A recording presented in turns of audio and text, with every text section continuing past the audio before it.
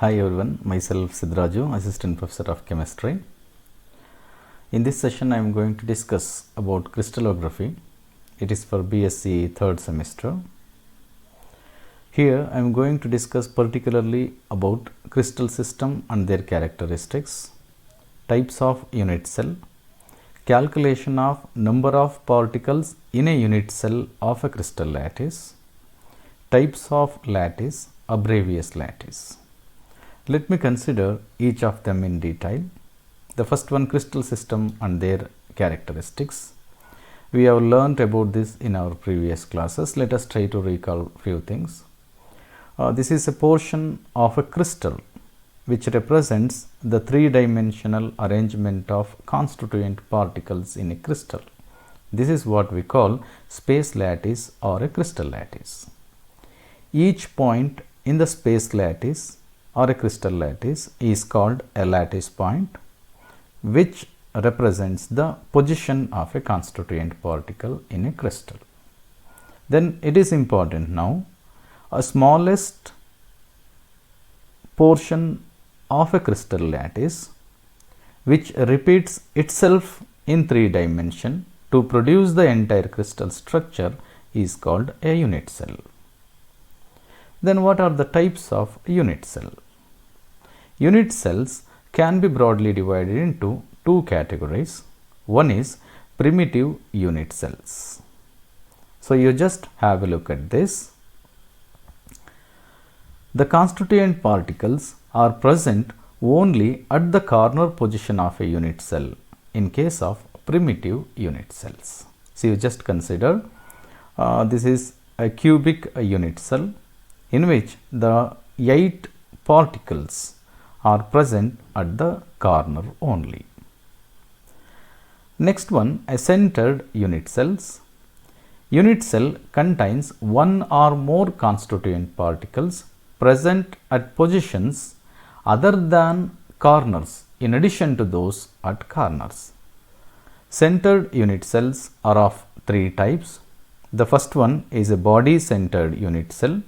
See here, there are 8 particles at the corner of this cube. In addition to this, there is a one more particle at the center of this cube. This is what we call body centered particle. That means there are 8 constituent particles in the body centered unit cell. And one more is a face centered unit cell. In addition to the 8 particles at the corner of this unit cell, there is a one particle at the center of each face. That means there are 6 particles are added to this. Totally 14 particles are present in a face centered unit cell.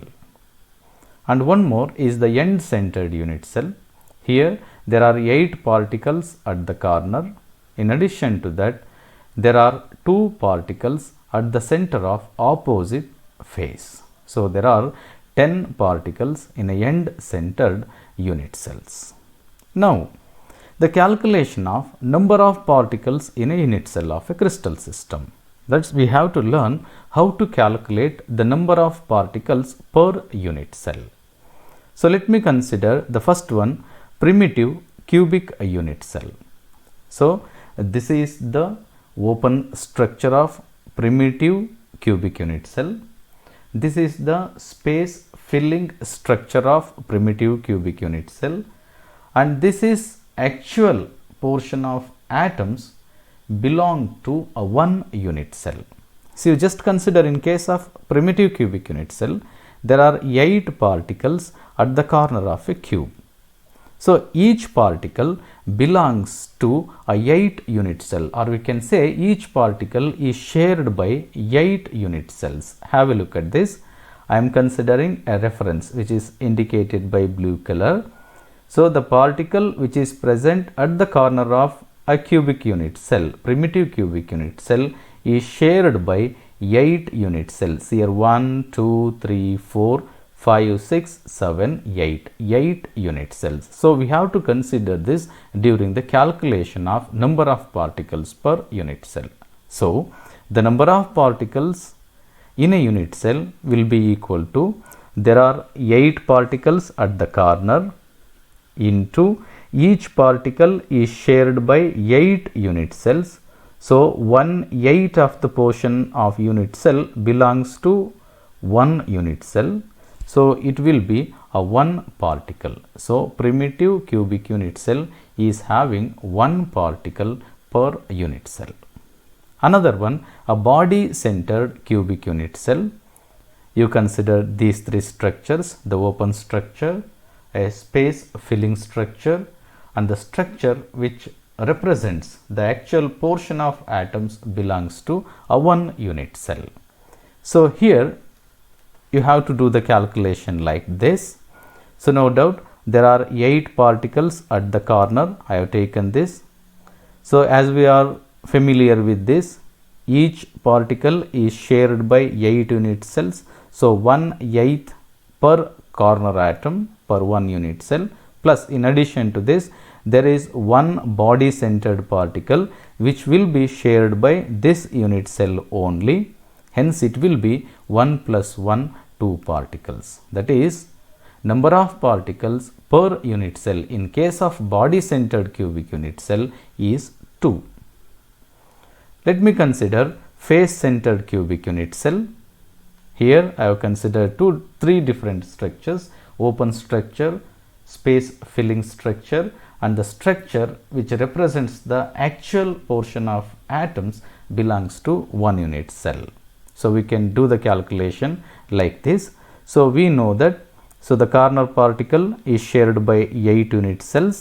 So the particle which is present at the center of each face will be shared by 2 unit cells. You just consider this is the particle which is present at the center of a face, which will be shared by 2 unit cells. So we have to consider this during the calculation.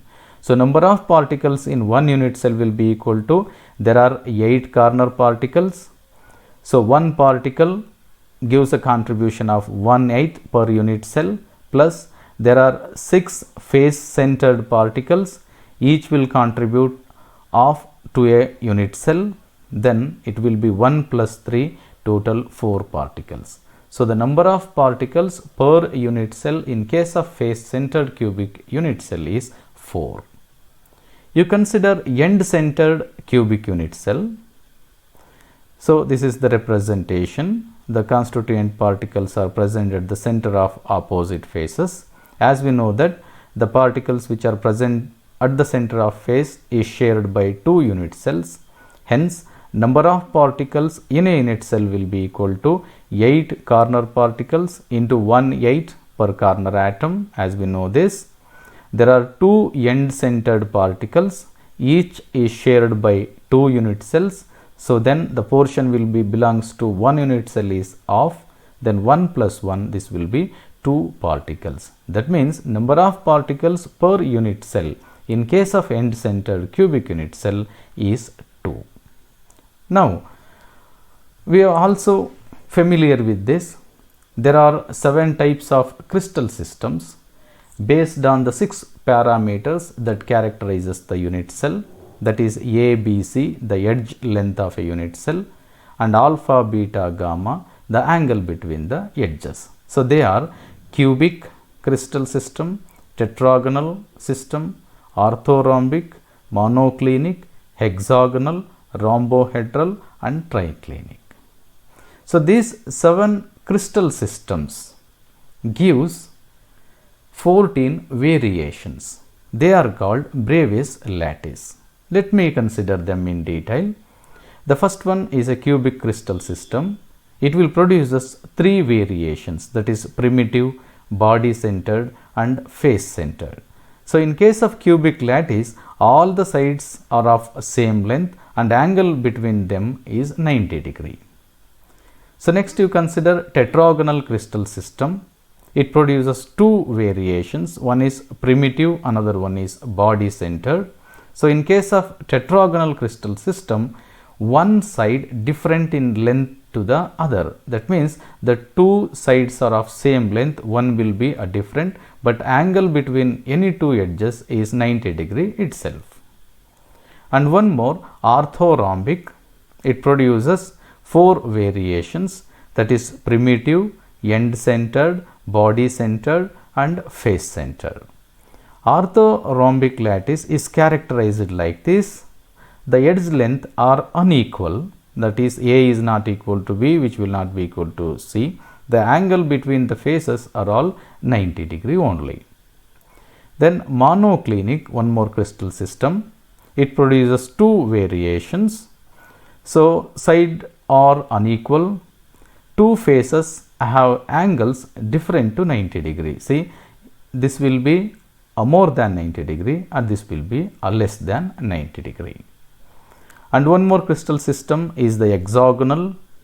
So the characteristic feature of this hexagonal is like this. It produces only one variation, one side different in length to the other two. The marked angles on 2 faces are 60 degree. So you just consider we will be going to having this. Then one more is the rhombohedral. It produces only one variations. And the last one is the triclinic.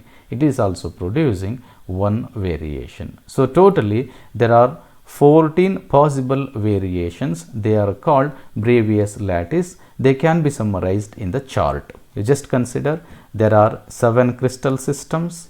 So there are 14 possible variations. These are called the Bravais lattice. So these are characterized by axial length or axial distance, what we call, and the angle between the edges. See, and we have mentioned few examples for the each kind of crystal systems. So these are the things to be considered in this class. So far I have explained about the types of unit cells, calculation of number of particles per unit cell, and the crystal systems and their variation, that is Bravais lattice. Hope you understood them. Thank you very much.